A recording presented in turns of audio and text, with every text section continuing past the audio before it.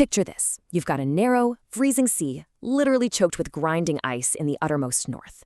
And stretching out right before the shores of Middle-earth is an ocean so wide, so dark, and so deep that it strikes absolute fear and, well, wonder into the hearts of the Eldar who are just standing there gazing out at the waves.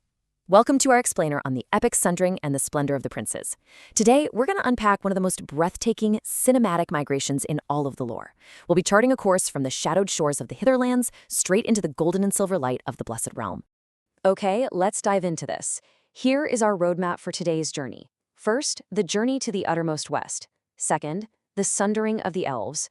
Third, Tol Eressea, the Lonely Isle. Fourth, the radiant city of Tirion. And finally, the princes of the Noldor. Section 1, Journey to the Uttermost West. Imagine the sheer epic scale of this world for a second. The hosts of the Vanyar and the Noldor are essentially trapped on the westernmost shores of Beleriand, right? They're facing this terrifying, vast seascape of dark water that separates them from the mountains of Aman. And going north, completely impassable.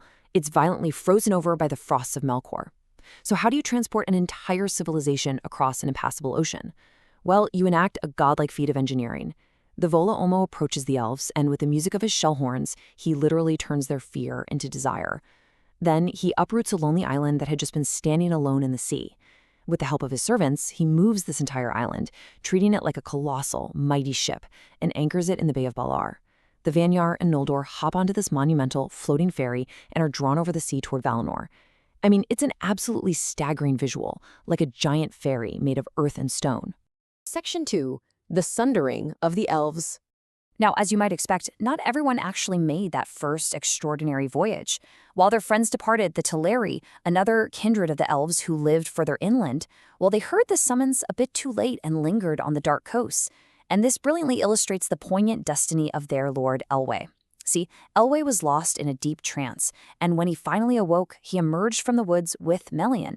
Even though he had this incredibly deep desire to see the light of Valinor again, he found that exact light perfectly reflected in Melian's face. He was utterly transformed. He appeared now as a majestic lord of the Maiar, the tallest of all the children of Ilúvatar, crowned with this striking gray-silver hair.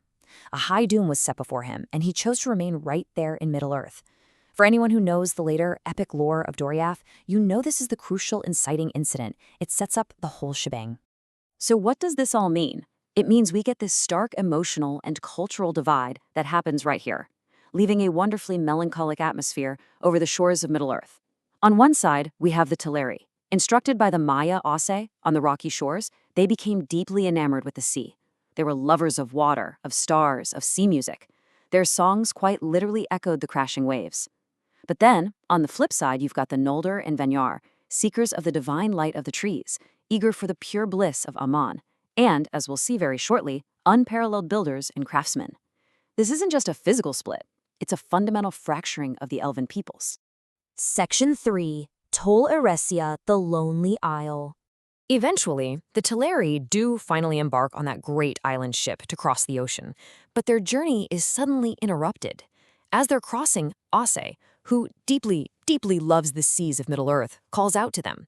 The Teleri hear his voice, and they actually beg Ulmo to stop their voyage.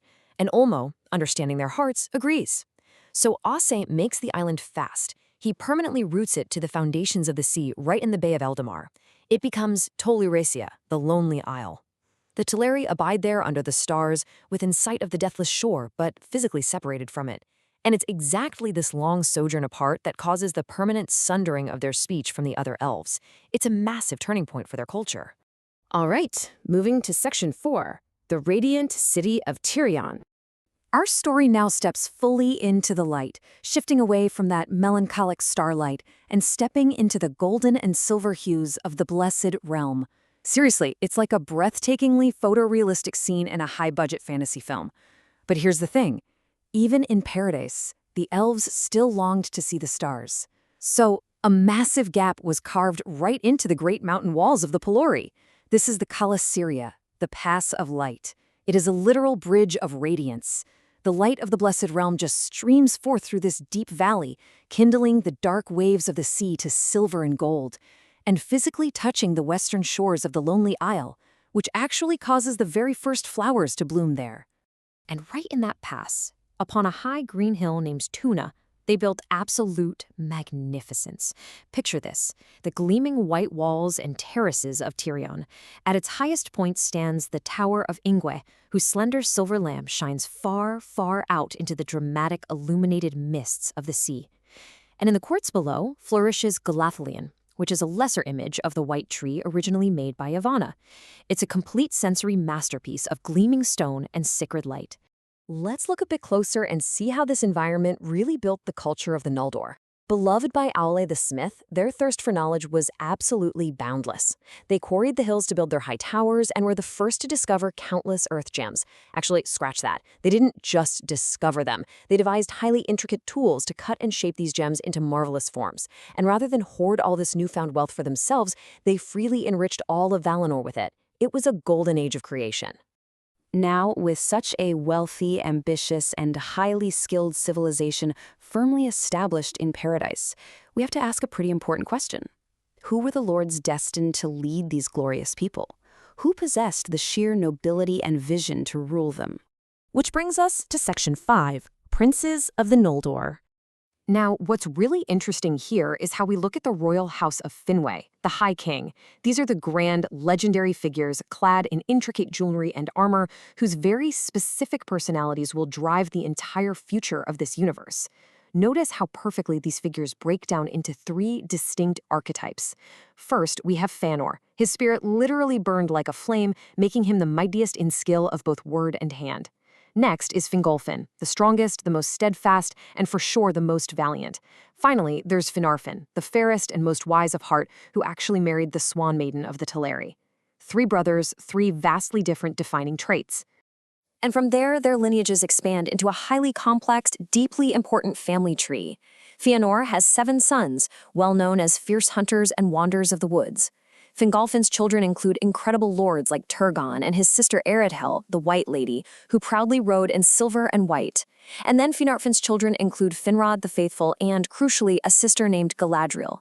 She was the most beautiful of all the house, and her hair was famously lit with gold, looking as though it had captured the very radiance of the tree Laurelin in a mesh. Just stunning imagery.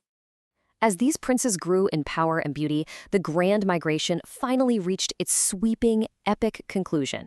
Over a long age, the hearts of the Teleri, who were still dwelling on the lonely isle under the stars, remember, slowly changed. Drawn inexorably to the light flowing over the sea, Ase finally taught them shipbuilding. They crossed to Eldamar in these breathtaking white ships shaped like swans, featuring beaks and eyes of solid gold, drawn by strong winged swans across a completely windless sea. So, the elves are finally reunited. Valinor is enriched with countless gems, the towering white walls of Tirion are bathed in divine light, and the Teleri live in these amazing pearl mansions by the sea. Absolute splendor has been achieved. But our source text ends with a really haunting detail. Fëanor, the mightiest of all the princes, seldom stayed in one place. He traveled far and wide, going even to the cold shores of the outer sea and the very borders of the dark, constantly seeking the unknown. Which leaves us with a final provocative thought to chew on. In a world of perfect light, what terrible deeds might a brilliant, restless spirit spark in the pursuit of the unknown? Thanks for joining us for this explainer, and as always, keep questioning the lore.